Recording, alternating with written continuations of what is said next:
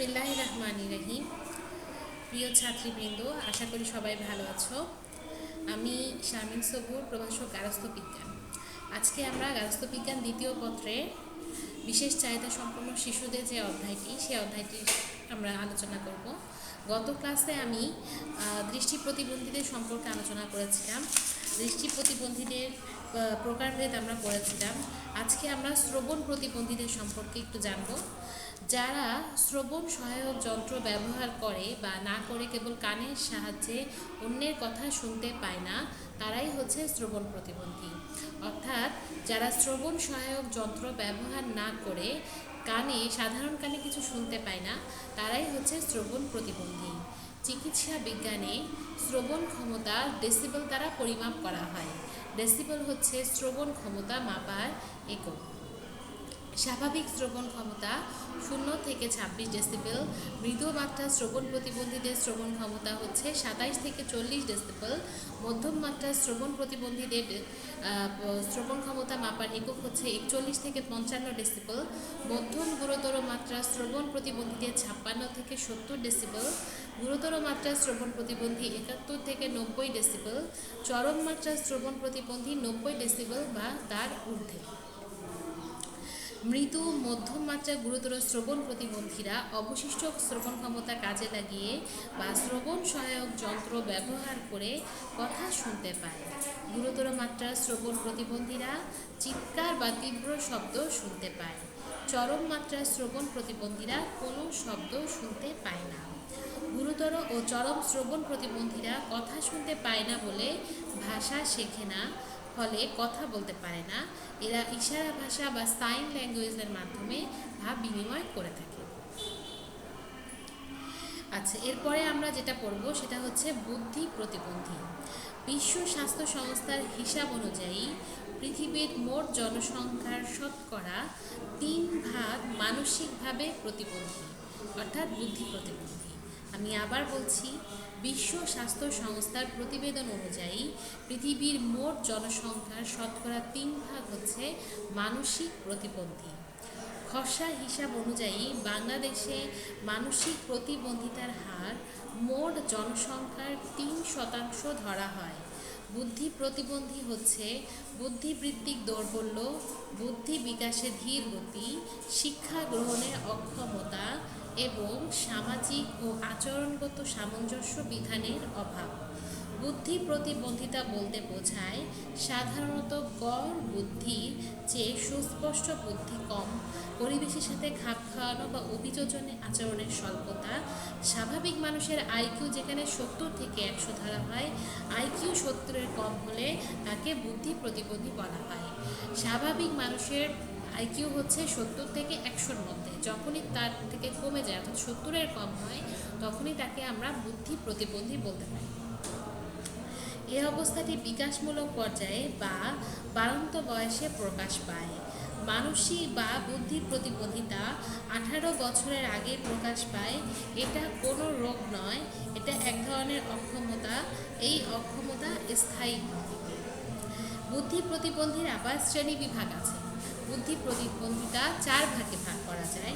এক হচ্ছে মৃদু প্রতিবন্ধী, 2 মধ্যম বুদ্ধি প্রতিবন্ধী, 3 গুরুতর বুদ্ধি প্রতিবন্ধী, 4 চরম বুদ্ধি প্রতিবন্ধী। আজকে আমরা মৃদু বুদ্ধি প্রতিবন্ধী পড়ব। এদের মানসিক বয়স বা বুদ্ধি 18 বা তার চেয়ে বয়সে সর্বোচ্চ 11 বছরের স্বাভাবিক প্রতিবন্ধিতা থাকে, স্বাভাবিক শিশুর মতো। বুদ্ধাঙ্ক 55 থেকে 69 থাকে। এরা বাড়িতে স্বাভাবিক জীবনযাপন করতে পারে।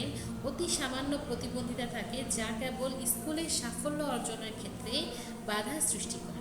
এদের মনোযোগের মাত্রা কম, ফলে ধীরে শেখে। এরা স্বনির্ভর জীবন যাপন করতে পারে। ভালো মন্দ বিচার করার ক্ষমতা কম, সন্তোষজনক ব্যবহার করতে পারে না। যদি প্রশ্ন আসে মৃদু বুদ্ধি প্রতিবন্ধীদের লক্ষণগুলো কী বা বৈশিষ্ট্যগুলো কী, তখন আমরা এগুলো বললেই বুঝতে পারবো যে তাদের যে সামান্য প্রতিবন্ধিতা থাকে যা কেবল স্কুলের সাফল্য অর্জনের ক্ষেত্রেই বাধা সৃষ্টি করে। এছাড়া মনোযোগের মাত্রা কম থাকে, ধীরে ধীরে শেখে, স্বনির্ভর জীবনযাপন করতে পারে, ভালো মন্দ বিচার ক্ষমতা কম, সন্তোষজনক ব্যবহার করতে পারে না।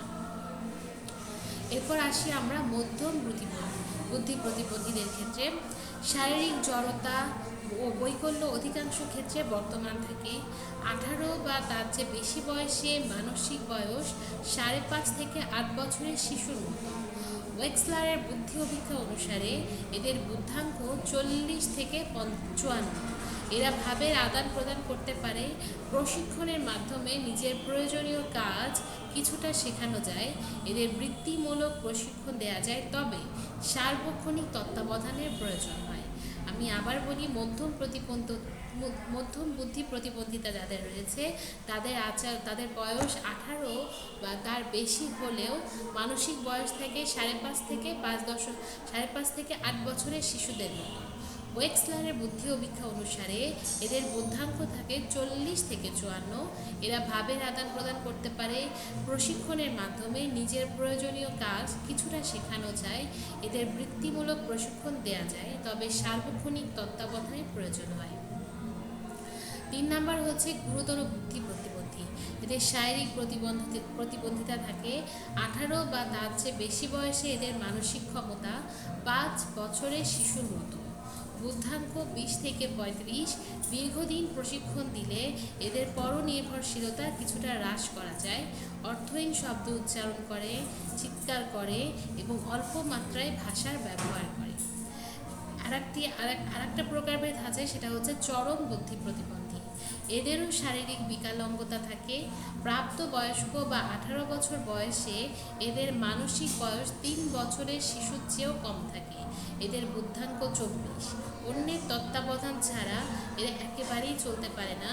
অধিকাংশ ক্ষেত্রে এসব শিশু অল্প বয়সে মৃত্যুবরণ করে। এছাড়া আর এক ধরনের প্রতিবন্ধী আছে, সেটা হচ্ছে বহু প্রতিবন্ধী, মানে একই সাথে তার দেখতে সমস্যা, কানে শুনতে সমস্যা, এমনকি হাঁটা চলাফেরার সমস্যা থাকতে পারে। এ ধরনের প্রতিবন্ধীদের বহু প্রতিবন্ধী আমরা বলতে পারি।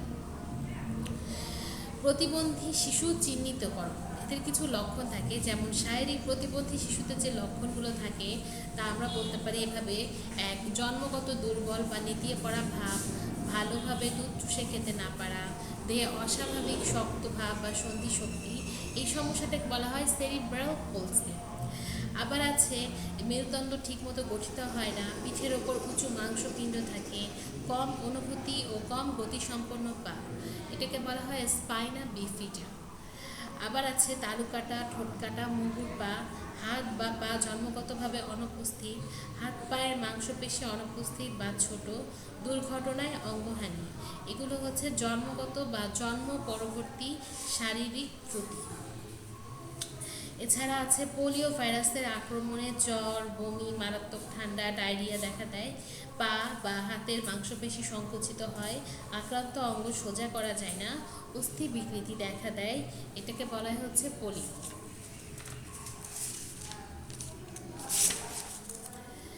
আরও আছে পিঠে বা ঘাড়ে আঘাত পায়, দুর্বলতা, অনুভূতিহীনতা, মাংসপেশির খিঁচুনি থাকতে পারে, প্রস্রাব, পায়খানা নিয়ন্ত্রণহীন।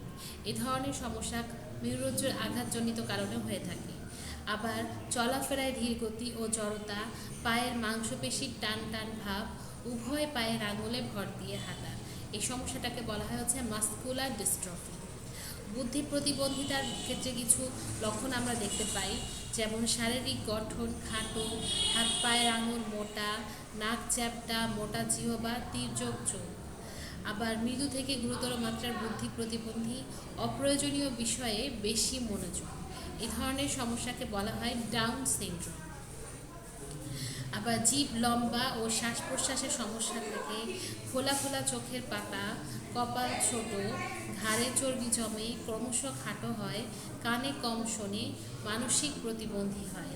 এটাকে বলা হচ্ছে ক্রিটিনিজম। অস্বাভাবিক বড় মাথা, সেরিব্রোস্পাইনাল রস নির্গত না হয়ে মস্তিষ্কে জমা থাকে, ফলে মস্তিষ্ক বড় হয়। বুদ্ধি প্রতিবন্ধিতা সহ শারীরিক সমস্যা থাকে। এই সমস্যার নাম হচ্ছে হাইড্রোসেফালি। বুদ্ধি প্রতিবন্ধী শিশুদের আরও কিছু লক্ষণ থাকে, যেমন বসা, হাঁটা, চলায় ধীরগতি ও অস্বাভাবিকতা, শিক্ষণের ক্ষেত্রে বয়সের তুলনায় পিছিয়ে থাকা, বয়সের তুলনায় ভাষা ব্যবহারের ত্রুটি, বয়স অনুসারে স্বাভাবিক আচরণের অভাব।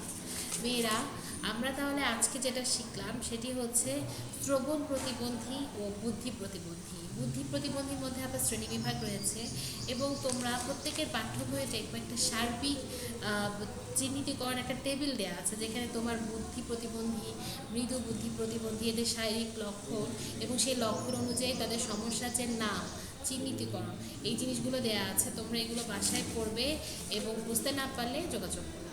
ধন্যবাদ।